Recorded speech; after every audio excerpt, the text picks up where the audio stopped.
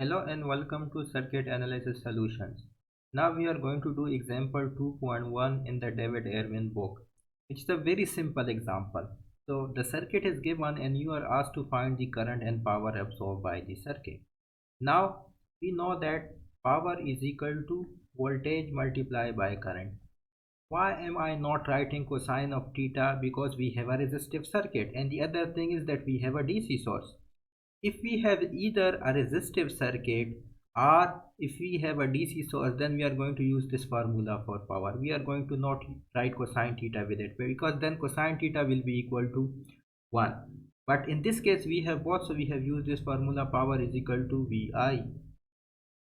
Now the voltage is known but the current is unknown.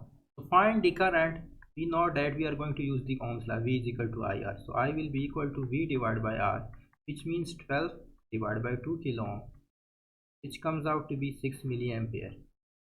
So now the current has been found out and we can put it in this formula.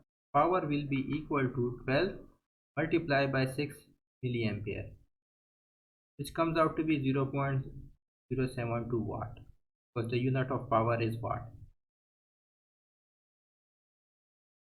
You can also find power by using P is equal to I square R. I is your this thing and R is your 2 kilo ohm. And you can also find the power using V square divided by R. All will give you the same answer, which is 0.072 watt. Thank you.